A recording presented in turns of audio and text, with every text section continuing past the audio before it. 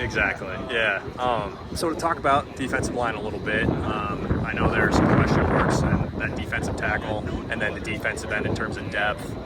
Who are you seeing step up? Really, either take a lot of those reps, take charge, really wanting to learn. Any of those guys like the Ryan Allens or Jeff Bowie? I'll tell you, it's probably going to sound somewhat vanilla, but all those guys that the freshmen, the true freshmen, I put in a separate category because they're just trying to figure out how to tie their shoes. But the guys that aren't starters and aren't freshmen, they're all progressing well.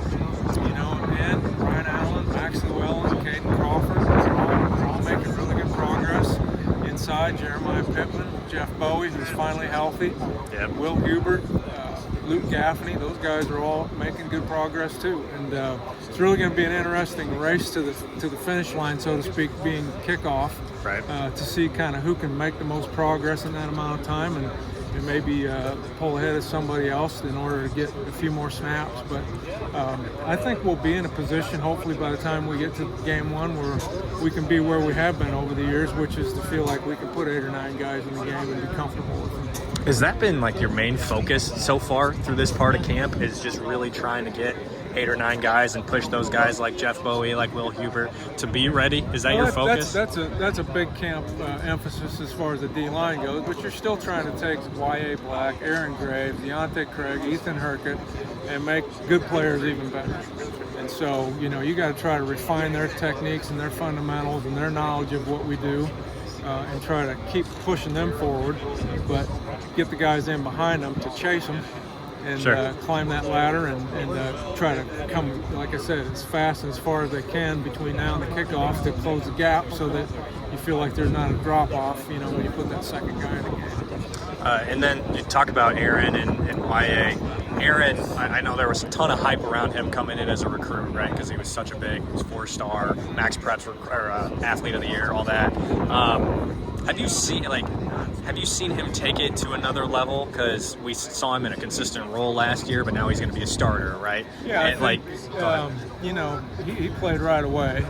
Not as a starter, but he played in a role right away. Sure. His snap count has just gone up a little bit every year, and that's kind of been in conjunction with his progress, which just makes sense. And he's continuing to grow and climb and learn all the intricacies of his position.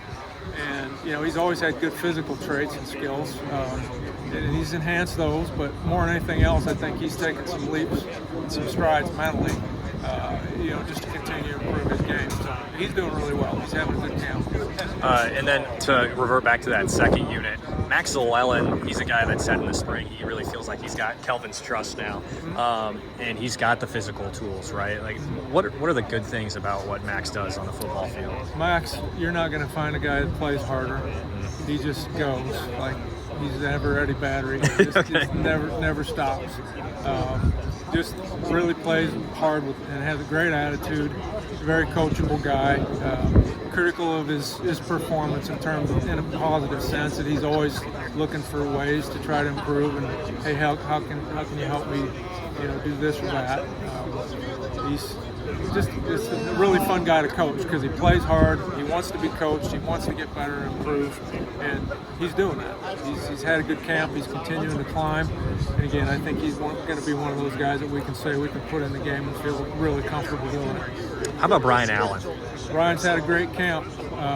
Him, Max, Brian, Caden Crawford, all those guys that aren't starters but play that in position, that aren't true freshmen, they're kind of in between, the young guys and the starters, they have all done really well.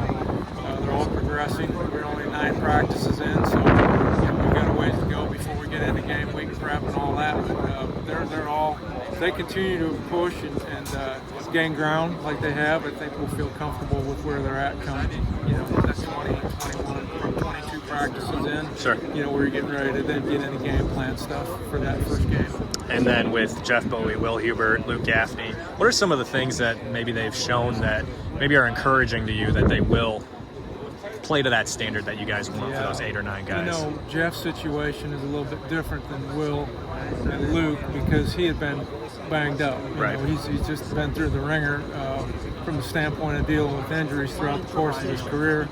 But now that we've gotten him through spring ball, summer, and the first 9 practices, where he can continue to practice and improve, you're starting to see some of the things that we saw in recruiting that we liked now show up. And he's just got to continue to do what he's been doing and keep pressing and working. And I think he's going to turn out to be a good football player for us. Cool. Will and Chip is a nickname for Luke. Okay. Those guys are they're a little bit short-limbed for, interior guys, but just really hard-charging, tough-minded, try-hard guys that are playing really good football for us.